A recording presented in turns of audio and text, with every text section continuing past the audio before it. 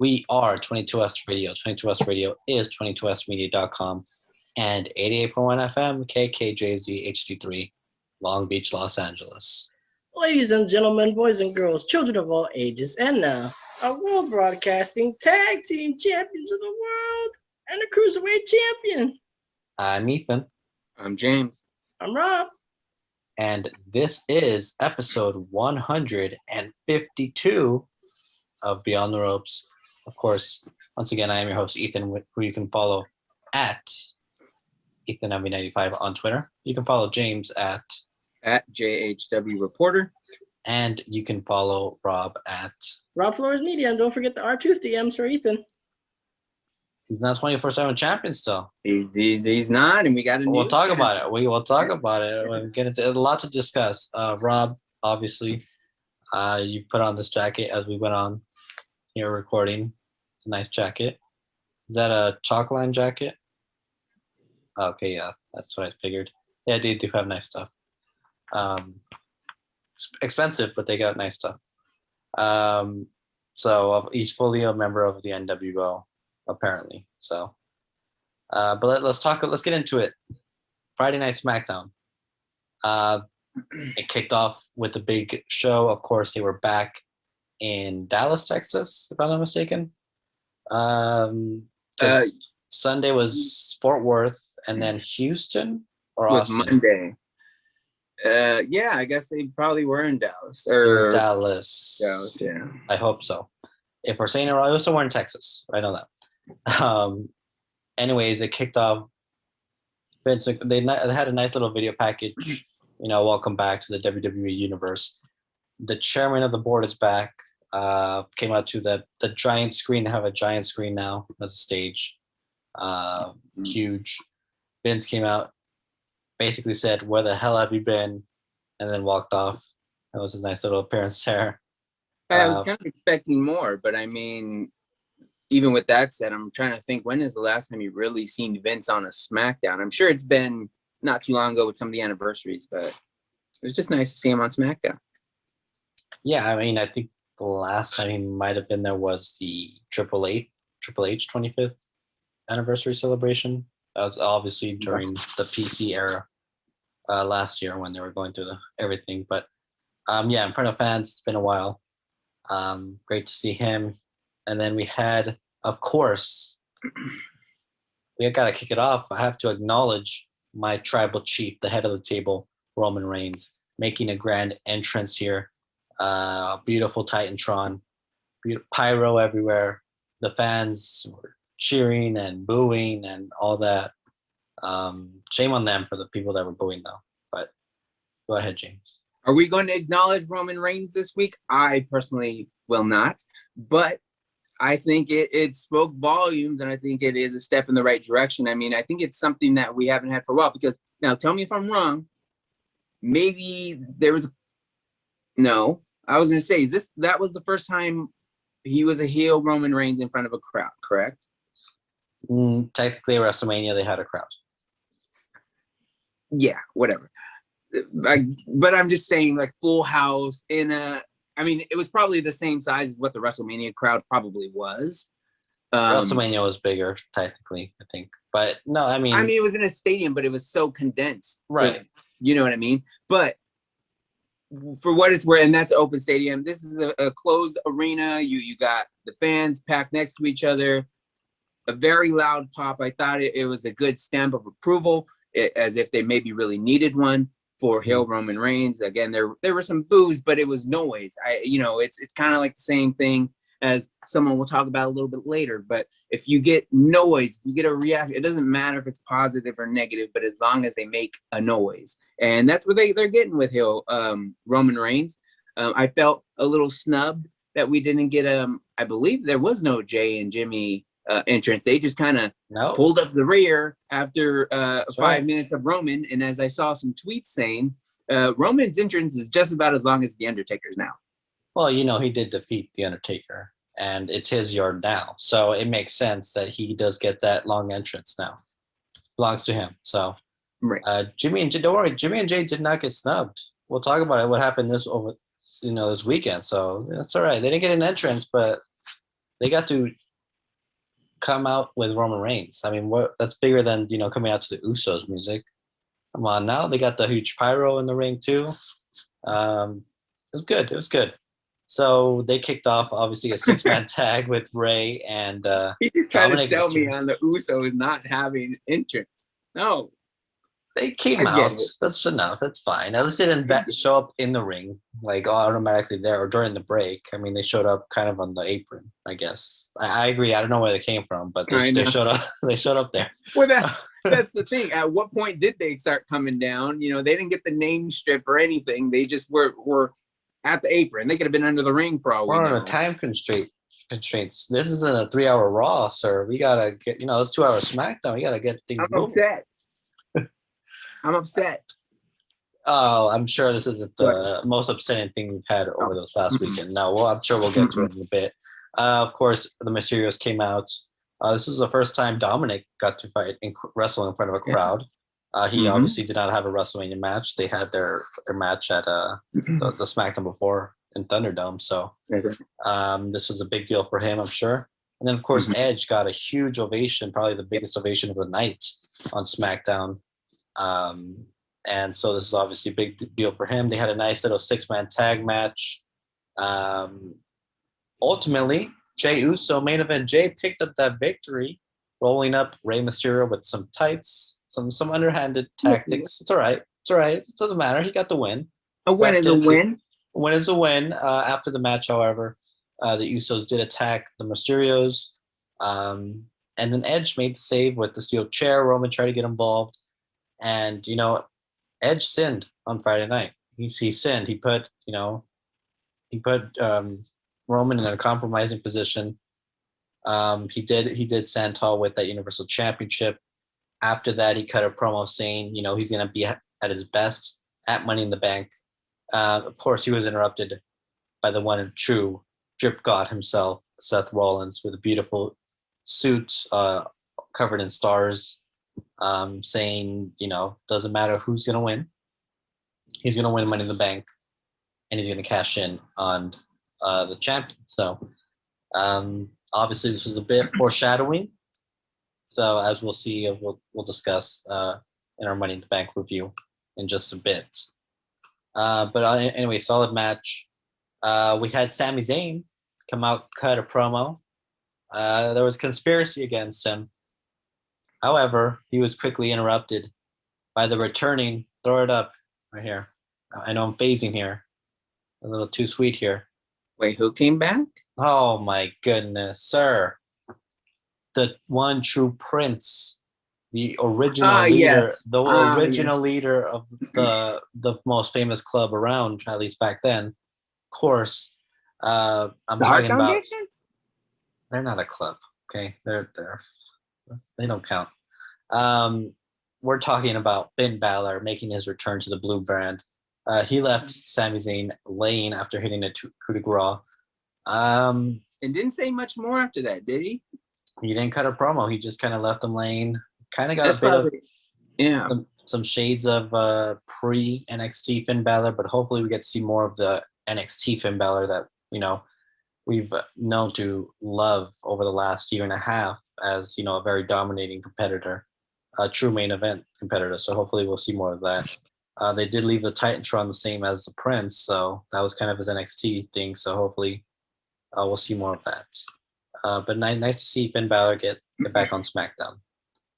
Shotzi and Nox ended up defeating Natalya, your favorite Natalya. The hearts just can't get it done, huh? When you have so many matches, when you're the Iron Woman that Natalya is, you win some, you lose some. You lose most of them, but yeah. There's still hey, but you win when it counts, and that's why she's one half of the women's tag team champions. Quick side note here. Look at that. You got the laughing emoji here. He popped on that. Quick side note, while we're talking about the Hart family, it looks like Harry Smith is back in the fold with WWE. He had a match that took place off TV, a dark match. I thought maybe we would eventually see him at some point, maybe later on the weekend. We did not, but he cut a little promo for social media and I would say the network, or for whatever. And he's back. Solid little promo from him, and excited to see where they go with him. Probably nowhere, but it's nice to see him back. He did say he was back with WWE. Yeah. Again, we'll see. Not the Davy Boy gimmick. He has the name. I think he has the trademark to it, and he was running with that gimmick on the Independence. But it looks like he's just coming in as Harry Smith, back to the original gimmick he did when he first started with WWE. Absolutely. I believe also Austin Theory was in that tag match from NXT. I think they were partners, if I'm not mistaken. So interesting to see. I don't even know what the match was, to be honest. It was a tag match between them two, and I forget the other two competitors. But it's speculation if we see some call-ups in the next couple of weeks or something. But yeah, Knox and Shotzi earned a number 1 contenders match. They will face the WWE Tag Team Champions in the future. Next up, we had for the SmackDown Women's Championship, Carmella take on the champion, Bianca Belair. Bianca got a nice little pop as well. Good to see that, the fans are loving her. This was a solid match. I don't know what more we expected. Obviously, would have loved to have seen her and Bayley kind of end their feud in the I Quit match that was scheduled for Money in the Bank. Obviously, Bayley's recovering from an injury. Looks like she had successful surgery, though, so that's good. Bianca ended up retaining. However, it looks like we're getting a rematch at Rolling Loud. By the time this goes up, it will have aired, so obviously we'll talk about it in the next episode. But that match is going to be happening at Rolling Loud. So Cleveland's not going to get Bianca Belair.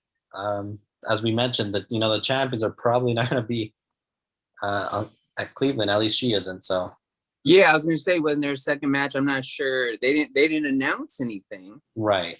So and far, I feel if it was supposed to be a match that's bigger than the Bianca one, I think they would have announced it or whatever the case may be. Sure. I mean, I don't know. We'll see. We'll see. So good for Bianca. She got that victory in the first live show back on SmackDown. So Cesaro defeated Otis by disqualification. It looks like they're just, look at that. The poor bum Cesaro is now being just even pushed even further down the ladder.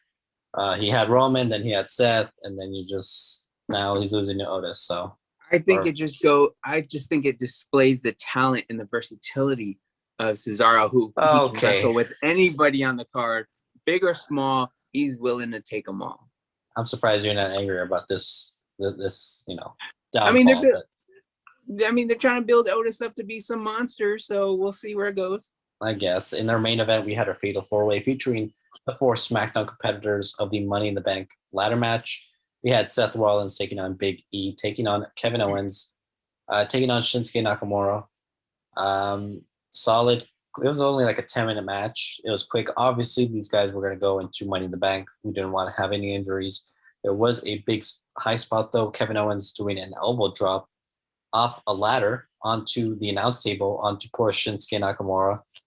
And then we had Seth Rollins hit that beautiful drip stomp on Big E onto the ladder, picking up the victory, and then ended up grabbing the briefcase at the end of the night. Honestly, I thought he should have just been given the Money in the Bank briefcase, and he would have grabbed it. He would have went through all that trouble. But I guess that's not how it works. So not how it works. No. All right. So that's SmackDown. Solid first show back. I didn't really have any complaints with it. Let's get into, we have Money in the Bank to discuss. We'll have a packed show, so let's get into it right now. It started off with the kickoff show. The kickoff show featured the SmackDown Tag Team Championships. I watched this earlier today. Actually, I watched it yesterday on YouTube. It was the Usos taking on the champions, Rey and Dominic Mysterio. This was a fun match. I believe it even got this awesome chant, if I'm not mistaken. But it was fun. Let's see. In the end, it was ultimately Jay that caught Rey with a super kick in mid-air and then performed a superfly splash. Rey but it was a near fall. Rey went for the 619 on Jay, but Jimmy jumped in to hit and protect Jay. Shortly after, Jay rolled up Rey with an assist from Jimmy to win the titles for their 7th time. But yeah, a little help there as one brother was kind of pushing the other one to keep that roll up going. And I'm assuming we're going to get a rematch at some point. Maybe that's the rematch we get at Rolling Loud or something. Wouldn't be surprised if we see that or something there. But let's get into predictions. We have our predictions. I think I have our list here. Let's see.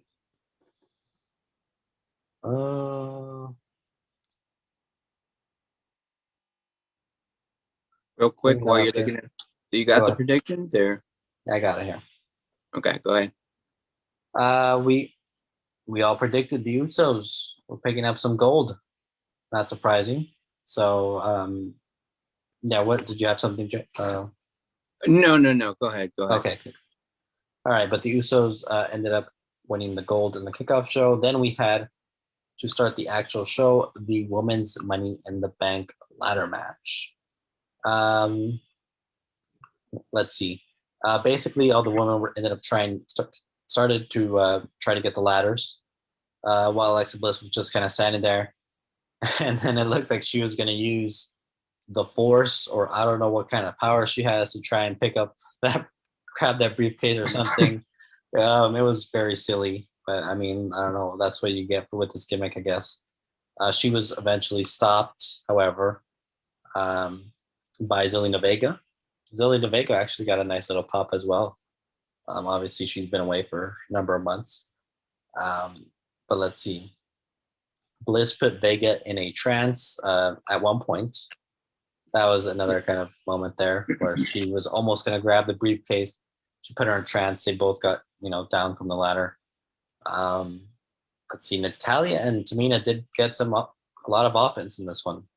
Even Michael Cole said it. Natalya was, he considered her the MVP. She kept stopping everyone from climbing the ladder. Of course. I mean, I guess if that's the way they booked her. I mean, who's booking these matches? Oh, wait. It's TJ Wilson who's booking these matches, right? Wait a minute. Isn't he married to Natalya? Sir, is that TJ Kidd, right? Yes, but to his credit, he knows who the best talent is. Oh, I mean, okay. look. Say what you want. She did. I'm not giving any spoiler here. She didn't win the match, so you can't call biased. I would have had a win, but MVP is a close second. That's a good spot without outright giving her. I mean, technically, it's not his choice of who wins. But he could help make someone the MVP. So he gave her the next best thing. I mean, if deservedly so, though, if she can pull it off, which she did, then why not put her in that position? Okay, well, who else are you gonna put in that spot? Literally anyone else. Yeah, people love Liv. They were cheering her on. I'm sure they were. All right. So eventually, everyone literally buried Alexa Bliss with ladders on the outside. A lot of the fans were happy about that, but it was toward the end. So, there was a way to get rid of her from that match. Then everyone set up a ladder. Everyone climbed the ladder. And Nikki ASH came out of nowhere while everyone was fighting and stole that briefcase. I love it. Go ahead, James. What the heck does it stand for? Almost a superhero. Okay. It's not Nikki Ash. It's Nikki ASH. No, right. I just didn't. Missed the memo. Okay, fair enough. But good for her. Honestly, she's been great since her NXT days. She never got that NXT title. I mean, she was a former tag champion with Bliss, so I can't say she hasn't, accomplished anything. But from a solo perspective, she hasn't always been booked to be kind of, a star. And this is her gimmick. This is the one that she pitched to. It's been noted that she pitched it to the higher ups. Yep. And so it's good for her that she, it's working out for her. I mean, it's a kind of, it's a superhero gimmick, but it's not like obviously a real superhero gimmick. They're not going too cheesy with it. But when we return, we'll talk more. We'll talk about who got predictions right here on Beyond the Ropes. We are 22West Radio. 22West Radio is 22westmedia.com and 88.1 FM, KKJZ, HD3, Long Beach, Los Angeles. Welcome back to episode 152 of Beyond the Ropes. I'm your floating head here, Ethan, joined alongside the analyst James Williams and producer Rob Flores. You can follow the show on Twitter at RealBTR Radio and on Facebook, facebook.com/Beyond the Ropes, as well as search up Beyond the Ropes on YouTube, and you will find over 150 episodes currently uploaded. We are talking Money in the Bank. We were finishing up the Women's Money in the Bank ladder match with Nikki ASH picking up that briefcase. But who got the predictions right? James, who did you predict? Well, it was Liv Morgan, sir. Rob, who did you predict? Zelina Vega, and I too also had Zelina Vega. They had Liv Morgan finish out that SmackDown standing tall. Made me think, even though usually whoever stands tall on you can't go by that. But I just figure why not? If they're gonna take a shot on someone, I mean they've given it to Carmella twice already, right? Something like that. So I'm just kind of like, why not? I mean, yeah, that's true. I mean, I guess they kind of owe her one after, because she was the one who's with what's her name, right? With Ruby Riott. With Ruby, who they don't owe her one. Technically, if they owe anyone, it's Zelina Vega, who was actually fired. She was actually released. And her husband was released as well. That was not her fault either, or his fault. So technically, Zelina Vega does have an argument here too. But considering they're both in a feud, going back and forth, I guess it kind of makes sense. They maybe don't want to give either one a briefcase right now. But yes, Nikki ASH, congratulations to her. We'll be talking a little bit more about her, perhaps a little bit later on. But let's get into the next match here. Of course, we're talking about the Raw Tag Team title match between the phenomenal one, AJ Styles, and his tag partner, his personal colossus, Omos, taking on Eric and Ivar of the Viking Raiders. This is a solid match, kind of what you would expect from, three big guys and an AJ, being the most versatile one of them all, although the Viking Raiders are very fluid in everything they do as well. Yeah. Omos showed off some things we haven't seen before. He picked up Ivar at one point and press slammed him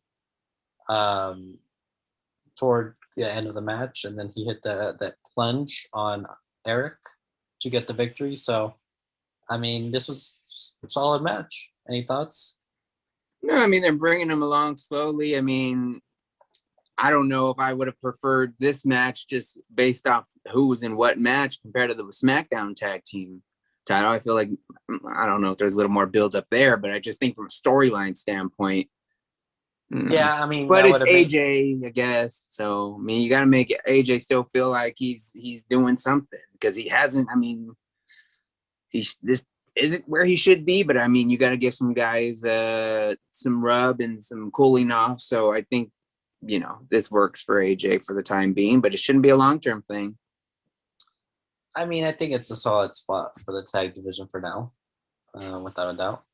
But yeah, I don't know. I guess, again, as you mentioned, from a storyline perspective, perhaps it would have made more sense to have the Usos and the Mysterios on the main card. But at the same time, I don't know. Honestly, they had the time. It was a 3.5-hour show. I think it just goes to show you that whatever rub they're getting from Roman Reigns, maybe it just isn't. Maybe Roman Reigns isn't the star he's made out to be. If he doesn't have a big enough rub to put they realize the Usos on the actual card. Maybe they realize the Usos just even being in a backstage segment with Roman Reigns is enough. That's main event enough for them. That's more important than having an actual match, Maybe. But anyways, James and myself predicted Omos and Styles would retain, while Rob went the Viking Raiders side. But yeah, we'll talk more about those two teams in a little bit as well. They continued on Monday Night Raw. But let's talk about the next contest, which was for the WWE Championship. Talk about a literal murder here, sir. If you're mad about anything, I mean, I'm not mad about this because I understand it. I get it, what they were trying to do here. But Kofi Kingston was just destroyed. He got So- better. He got maybe 3 moves in this entire match at the start of the match, and then basically was ragdolled the rest of the time. So I didn't see a lot of this match. I think I was eating or something. Yeah, I heard it was a massacre. I mean, it doesn't sound like it went on for very long.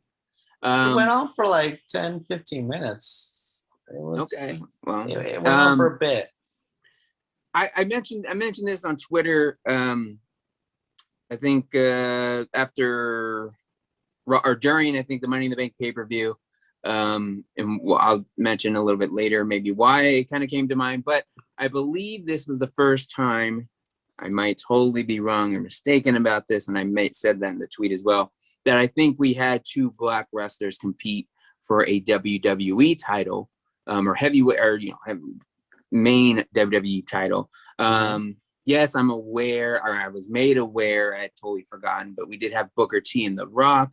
I believe like at a SummerSlam in like It was SummerSlam 2003 for the WCW World Heavyweight title. Yeah, you can count that, but still though, I think I could spin it a whole bunch of different ways to say I was right. But the point I think I was just making is it was very nice to see 2 black wrestlers in the ring competing for the title, despite how one-sided it may have been.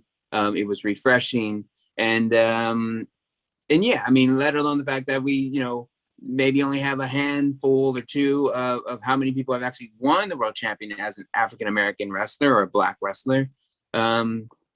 We did see another match that we'll talk about a little bit later that featured 2 black superstars. I think it might have, it was for the belt, but we'll get to that later. Yeah, the most impressive thing Kofi did in this match was wear a Skeletor outfit. So, poor Kofi. James and I predicted Lashley would retain, while Rob predicted Kofi would retain or regain the title. I would have been happy with Kofi. I mean, he got a nice ovation when he came out. But obviously, that's not the direction they're going. I think they're going something a little bit different, but it's going to play, I think, long term. Long term, it might have an effect on the story, I think. We'll talk about that in a bit. Let's talk about the Raw Women's Championship match between Charlotte Flair and Rhea Ripley. This one got the crowd pretty hyped. It didn't start off that way. There were a lot of "We want Becky" chants, and she herself was trolling, saying "Hello, Fort Worth," as she took a picture outside of Dickies Stadium or Dickies Arena. She was obviously there in town to support her baby daddy, her husband. Yeah, they did. I think they got married. They got married. That's right. They did. I think they did. Yeah, her husband, Seth, the drip god himself, of course. But yes, no. We'll talk a little bit about that in a minute. Okay, we will. But anyways, Charlotte did not love those Becky chants. She gestured. She made a very DX-like gesture, and even did a Stone Cold gesture right after. Yeah. So you can figure that out. But then she did eventually. Both women got the crowd on their side. I mean, they were chanting for both Charlotte and Rhea. They got "This is awesome" chant, and this was a phenomenal match. They do have chemistry. Ultimately, Charlotte Flair ended up picking up the victory, taking out Rhea's knee, putting in that figure 8 leg lock, and let's see. I didn't even put who I predicted here. Boy, but you take a loss. No, I would have said Rhea. I think. Anyways, so yeah, we all predicted Rhea. We all lost this one. Yeah, I predicted Rhea because I thought maybe this was going to be something where they go to SummerSlam and maybe have the title change there. But with that being said, I think it goes to show you how good the women's wrestling can be, and quality match. I mean, that we're only halfway through the card, but there was some good stuff, and this was obviously one of the highlights. With Rhea and Charlotte, you really can't go wrong. I was a little bleh on the finish, only because Rhea went out of her way to cheat. I believe whenever they had the last match, was that just on regular TV? They had the match. I forget which one it was. And because we talked about it, and she said, "Oh, Charlotte, you would have done the same thing." The ref was right there. Instead of Rhea tapping out, she could have pulled on the ref. She could have done something. There were some options. She's not gonna get a DQ. She's a fighting champion. Why not? Face. She's a baby face. Come on, baby face. No. Although technically a baby face did cheat on Monday Night Raw, so I don't think she's a baby.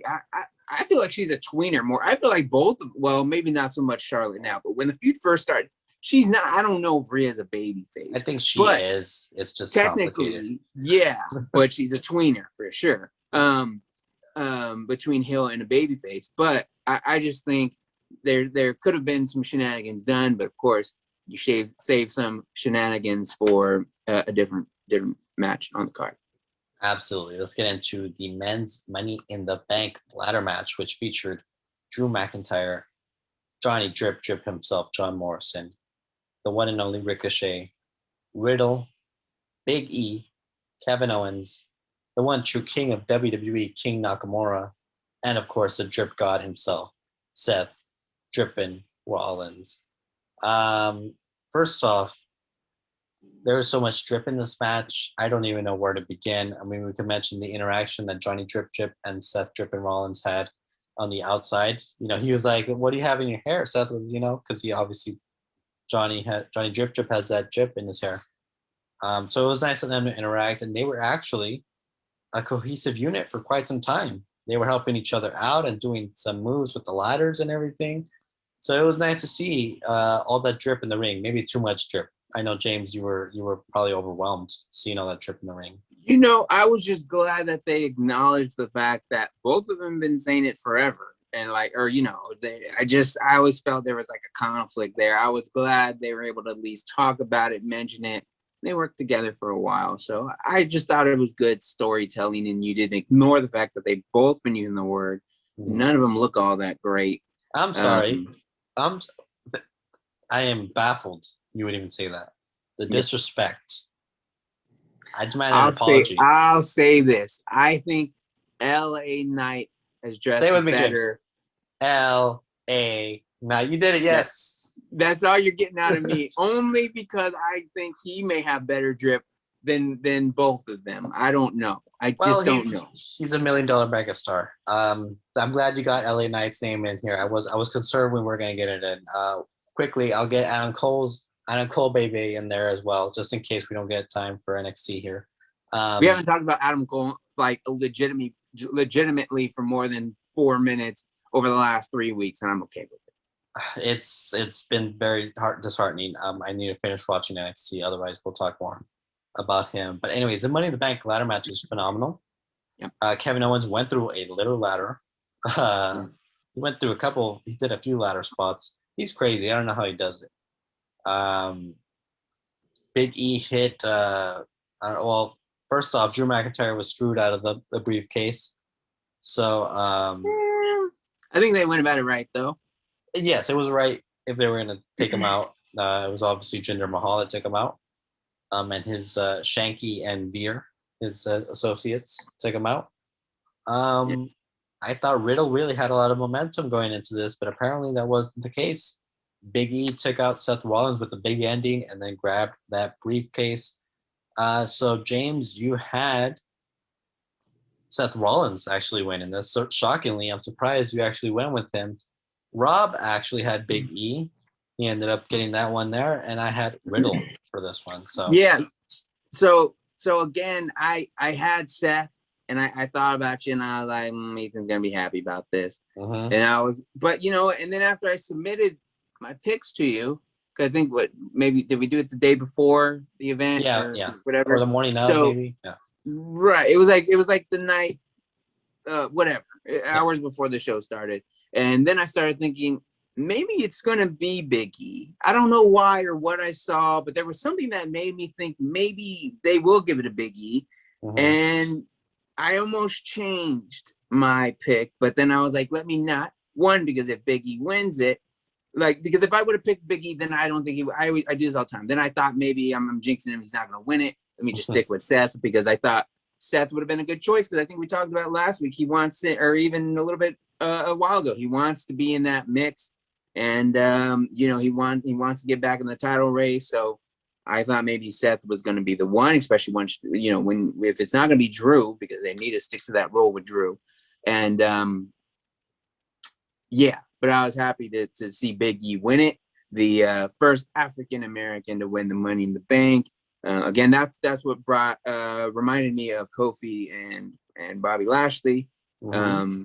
Again, I guess there's been quite a few Money in the Bank winners now that you can kind of start maybe dropping not little facts, but facts on first African American to win it and stuff like that. But we'll see where they go. Hopefully he doesn't lose it in 2 weeks to Seth Rollins or something, because that seems like they would do something stupid like that.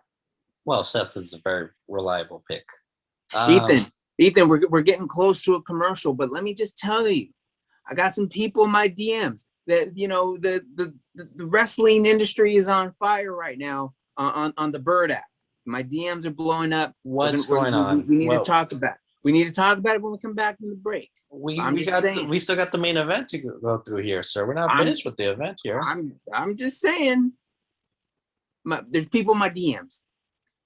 I don't trust those people. I don't know what they're doing. I don't know why you leave your DMs open, sir. Roman Reigns. I'm a man of the people. Roman Reigns defended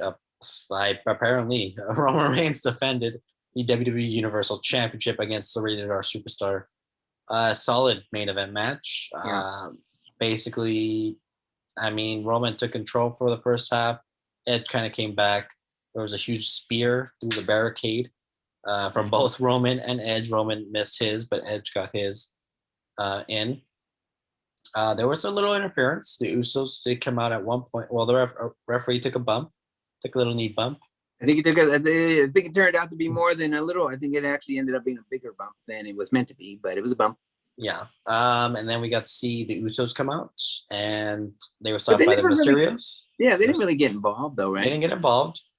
But of course, the Drip God himself had to save the day, stop Edge from, finishing that match, distracted him enough to take a spear from Roman to get the 1, 2, 3. After that, Seth attacked Edge, and they fought off before Roman Reigns was rudely interrupted. He was going to be acknowledged by everyone. Can we save this? Can we save that part for when we come back on the break? Because there's no way we're going to finish talking about what we need to talk about. That's fine. Let's just enjoy. Let's acknowledge Roman Reigns. He got on the mic and he said, "Now you all can acknowledge me." And we're going to acknowledge this commercial break right now. We are 22S Radio. 22S Radio is 22smedia.com and 80.1 FM KKJZ HD3 Long Beach, Los Angeles. Welcome back to episode 152 of Beyond the Ropes. I am your host, Ethan, joined alongside the analyst James Williams and producer Rob Flores.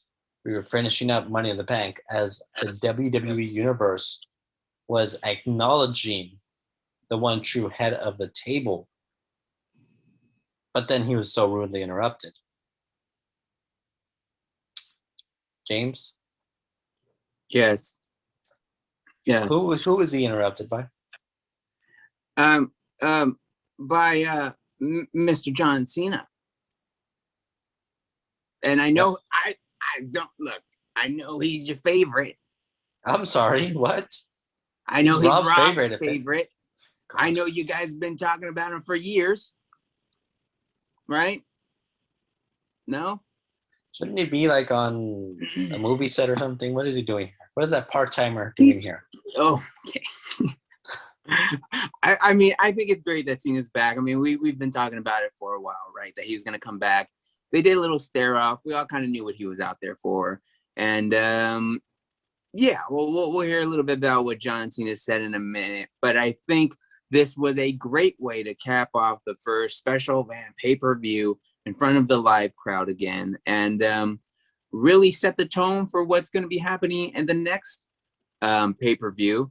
Again, I was trying to beg you to go to this pay-per-view, but then you don't want to. You can't do it. You're busy. You got things to do. And I got the day off, sir. I'm ready. I'm like, please, Ethan, can we go? And you're like, ah. Okay, so maybe that was me. Maybe that's on you, sir. sir. I'm Come sorry. on now. All right, so Cena kicked off Monday Night Raw. It's kind of very disrespectful. First off, he was too afraid to show up to Friday Night SmackDown first to make this challenge. He had to do it over on Raw, talk all his smack because he knows Roman's not going to be there. Come on now. No, hold on now. Let's talk about it. First of all, let's talk some numbers real quick. Obviously, numbers and you know, money. Well, we're not getting into money, but that it's all Money part in of the what bank, yeah. it's all Right. part of what WWE is trying to do here, right? So just to recap a little bit from what I saw, and I believe it was based on it not only SmackDown as it aired, but at the overnight number. So however you want to look at it, but Brian Alvarez went out and had that reported as 2.2 million for the go home show, or no wait, For SmackDown? for the first for SmackDown before Money in the Bank. Was the go home show? Yeah. First one with the live crowd. You know, so that's just the go home show. So we got 2.2 million. I'm sure maybe we'll get close to that number again, especially because John Cena did announce on Raw that he was going to be at SmackDown. But of course, he shows up on Raw. And why wouldn't he show up on Raw? WWE wants to get that out. They want to get the most out of John Cena. They want to get him in front of the live crowds as much as possible, help draw a number, do a rating, which they did, 1.9 million. Surprised maybe it wasn't a little bit bigger, but I mean, a lot of people aren't really tuning in to a Monday. And, some people just have a case of the Mondays, but John Cena being there on Raw does help boost the number, as we've mentioned before. I think it was not that long ago. They were like 1.4, right? So John Cena being there and a few other surprises throughout the night that we'll talk about obviously did help boost this number. Yeah, so John Cena was there basically to explain why he was there. I basically insulted Roman Reigns, of course, like a coward, without Roman being there. Roman could have been there. No, he's not on Raw. He's a SmackDown superstar, sir. Come on now. They're all in. No, different cities. They're not in Thunderdome anymore. They're not in Thunderdome. Being a part. Don't talk about John Cena being a part-timer, and then you have the nerve to then sit here and say, "Oh, Roman only sticks." If Roman's a real champion, if he's a fighting champion, and someone stares him down the night before, why would he not be on Raw? Especially when it was known that John Cena was going to open up Raw and be there. Let alone the fact that he was opening up the show should have been more of enough reason for Roman Reigns to be there. And then, of course, he doesn't have to wait there the whole night. He can go there, address John Cena at the beginning of the show, and then he can leave early if he wants. No, but you want to call he wasn't John getting paid. Cena. He was not getting paid to show up. So okay. Apparently Cena's booked for the rest of summer. It looks like they put all the dates he's going to show up, which is most of the Raws on SmackDown. The summer of Cena is underway, and we do underwhelming. But go ahead. We got the John Deere colors. He's rocking the green and the yellow. Go get your new shirts. I already saw some. They were in the arena already wearing the new shirts. And we were just talking about it. We were due for a John Cena shirt, right? We talked about it, that there had been a lack of new merchandise for John Cena, and they delivered. Well, he was stuck in the Firefly Funhouse. Can someone explain to me how he escaped from the Firefly Funhouse? Where's that? Come on now. Where's the country? I mean, hey, well, I'm still trying to figure out where the Fiend is even at. So he's on vacation. Anyways, the first match kicked off with Riddle and the Viking Raiders taking on John Morrison, AJ Styles, and Omos. This was a fun match. Of course, Miz using the drip stick is always great. I forgot to mention Johnny Drip used that drip stick the night before on top of the ladder, which is great. He has a new T-shirt. Yes, America's Moist Wanted. I need to get that. So if you guys want to hand that over to me, that you guys are more than welcome to send that over. Ultimately, sure. I will throw it away on camera. I will. No, you will not. Show, yeah, you are not going to toss that in the trash. A T-shirt that I get you, John Cena or not. Imagine. Viking Raiders hit Morrison with the Viking experience. Got the victory. Next week they will face the team of AJ Styles and Omos for the Raw Tag Team titles. We're going to get another one of those. Excuse me. Symphony of Destruction match between Jackson Riker and Elias. This was a fun match. I'm not really a fan of Riker, especially of his personal ideas, beliefs, but he did pick up the victory here, and it's clear that they're trying to make him into something, which apparently they're not doing for someone else that they probably should be. Mansoor and Mustafa Ali will be a tag team in the next Raw. It was kind of revealed that was going to happen. I know you're huge on Mansoor, and now he's going to be finally carried to a good match thanks to Mustafa Ali. Carried to a good match. We had Charlotte Flair kind of have a coronation, and she talked herself into defending the Raw Women's Championship basically against Rhea Ripley in our main event. And well, hold on a second. We talked about Becky Lynch a little bit before, being in town the night before and whatnot. The Becky chance did carry over during the promo that Charlotte was trying to cut there, and she did address it. I'm not really going to repeat what she said, but she took some shots. Say it. She was busy breastfeeding at home. It's a natural thing. She said thing. she was busy breastfeeding at home. Which Becky did tweet. She did tweet that, actually. She did. Okay, she actually did tweet. But also to note, Becky's location is in Charlotte's head, according to Twitter. Her Twitter account, her location, she's located in Charlotte's head. So. And that will be good storytelling for later on, but it also left open the possibility of her maybe making an appearance later on during that main event. Definitely. Next up, we had Natalya and Tamina take on Shayna Baszler and Nia Jax. The champions ended up defeating Jax and Baszler, thanks to Reginald once again getting in the way. They kicked him to the curb after the match, and he was immediately jumped into the 24/7 division, as did a phenomenal gymnastics on Tozawa, picking up that 24/7 championship, outmaneuvering everyone from Tozawa to, I think Lucha House Party was there, to even Rob's favorite, R-Truth. I think he was there. He did a dive over Drew Gulak and everything. So he did flips on the stage, and he's a new 24/7 champion. So congrats to Reggie. It just makes me like, what was the point? What were they doing with him as a manager and everything? Like, it didn't do anything for me. It happens. I mean, sometimes things work, sometimes it doesn't work. It does happen, but and I think it's good. Maybe we'll see. But I think at least they're doing something with the 24/7 title again, and they're we'll see what happens. But at least they bounced back quickly with Reggie and gave him something to do. Sheamus took on Humberto Carrillo. Sheamus ended up picking up the victory there, so it looks like Humberto is out of that championship opportunity, but it looks like we'll probably be seeing Damian Priest take that spot. Bobby Lashley issued an open challenge, cut a nice little promo, and then we got to see a huge return of one Keith Lee. Yeah. Congrats to Keith Lee. He made a big comeback.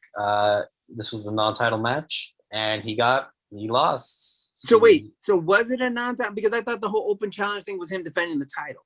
No, it was or just the same gimmick challenge. they did before. Okay. It was just an open challenge. So can we talk about it for a minute real quick? Go ahead. We're gonna have. They did Keith Lee dirty. They did Keith Lee dirty, and I didn't appreciate it. He's fine. What do you mean? What do you make? He lost to the WWE champion. You can't say they did Keith Lee dirty. What is the point of bringing him back in that spot when you? It's a big spot. A bigger spot compared to someone else who got absolutely demolished later on in that night. But still, I just think like based on what happens next, it becomes almost very unforgettable that he even returned. A lot of people did pop on Twitter with the return of Keith Lee, and I think it is a good thing that he's back. I thought it was great that he was in the ring with the WWE champion. I wasn't expecting him to win the title or anything. I mean, obviously it wasn't a title match, but I'm just like, come on now. Put him somewhere else. Do him like you did Finn Balor or something. Oh, you want to put him in the lower card spot? No, you put him in the main event spot. Keith Lee's a big guy. Keith Lee's a big guy. You shouldn't have him. Lost to the WWE champion who decimated Kofi, another former WWE champion the night before. If he's going to lose to somebody, then let it be Bobby Lashley, I guess. But there you go. After this, Goldberg came out, and he's next in line for the WWE championship, according to him.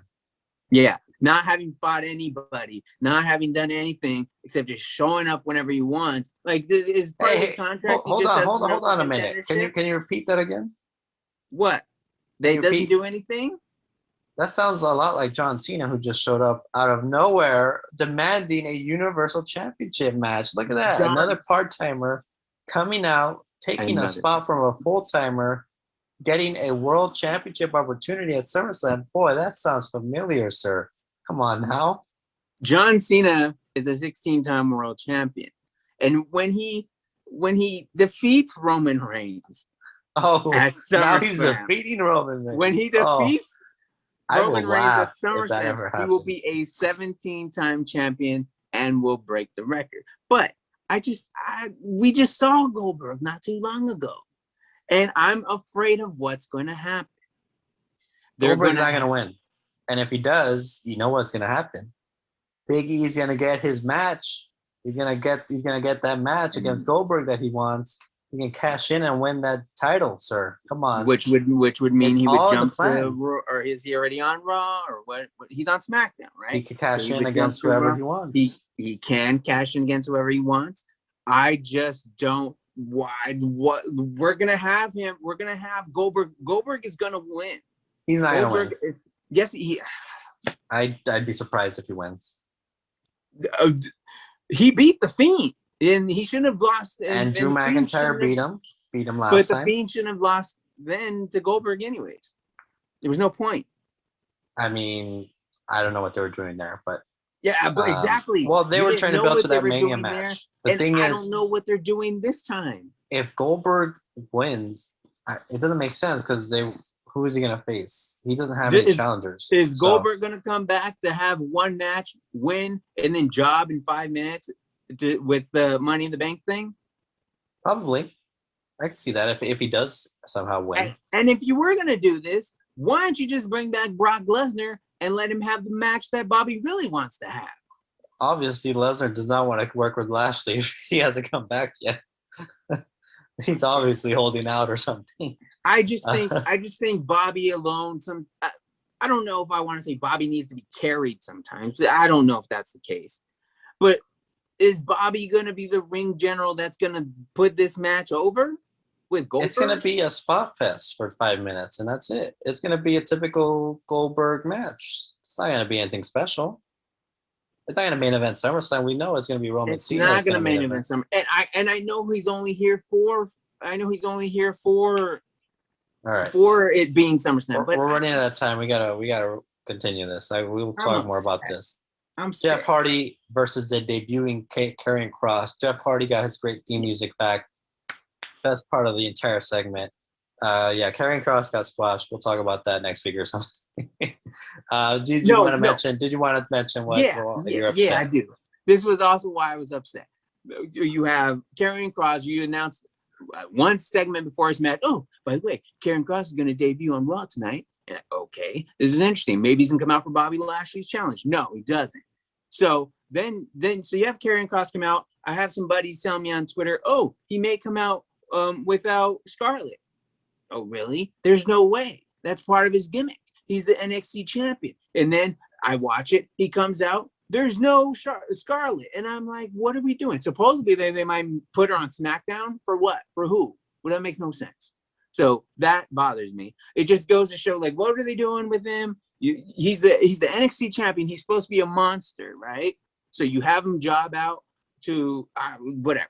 You don't have to call it job out. It's Jeff Hardy. I get it. But now he's supposed to go back and he's supposed to be a big dog and go one-on-one at some point with Samoa Joe. They just took some steam off of Karrion Kross. Okay, so to quickly wrap this up.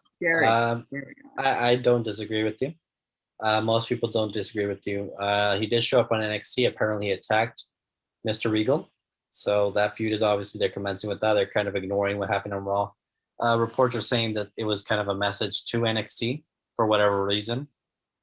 Basically, a number of NXT wrestlers weren't apparently happy with the situation or confused. Apparently, Karrion Kross was in good spirits on Monday. It was his birthday. He debuted on his birthday, and he was in good spirits. So I don't know what they're going to do.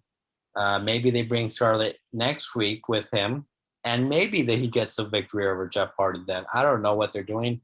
We're going to find out. We got to wait and see there. Next up, we had our main event, Charlotte Flair versus Rhea Ripley. This was solid, I guess. Ended up in a DQ.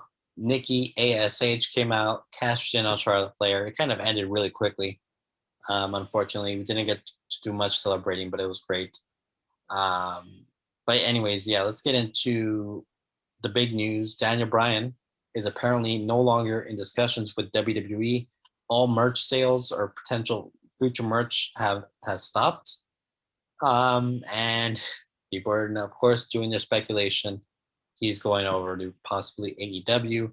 To coincide with that, apparently it was reported earlier today as we're recording this, CM Punk is apparently also in discussions with potentially AEW about an in-ring return. This is all speculation. If both of these do come true, this is obviously going to be two big gets for AEW. But at the same time, it's like, I mean, I don't. We're getting back on this WCW exactly train again. And I mean, look, I can't fault them if CM Punk and Daniel Bryan are free agents and you just, and they're there. I mean, yeah, you take them if you can. If you can get them in the door, get them in the door, put them both in the ring at your biggest pay-per-view or whatever. Pop a rating or something. But I just think you're spending a lot of money here. Getting those guys. They're spending a lot of money and they need to start cutting some people, I would think. I mean, I don't know. Yeah, Rob, for whatever reason, wants to talk about the paper champion known as Kenny Omega. Because, by the way, there was a picture of a fan wearing an AEW hat taking a picture with Roman Reigns. So, there was a meme saying, "Oh, an AEW fan taking a picture with the real champion." So that's nice little meme there. But anyways, yes, Jay Wyatt, the leader of the Bullet Club, who I'm a fan of. He's the never openweight champion in Japan. Came out at the end of Slammiversary, which actually happened. Didn't really discuss that. We'll maybe mention it next week's episode, if anything comes out of it. But he came out at the end to come out to interrupt Kenny Omega. Looks like we'll maybe be seeing some Bullet Club thing happening. I don't know, running that into the ground. But anyways, wrapping it up here. This was a big weekend. Obviously, glad fans are back. Hopefully, WWE is able to keep this momentum going with some storytelling. I know there's a number of things we don't like. There are a number of things we really do like. Hopefully they build up on that. I'm sure we'll see more call-ups in the coming weeks. Toni Storm making her debut on SmackDown is happening, or has happened. Yeah, we're going to see more exciting stuff as we're going into SummerSlam coming up. But until next time, this has been episode 152 of Beyond the Ropes, and it has been absolutely too sweet. Still upset.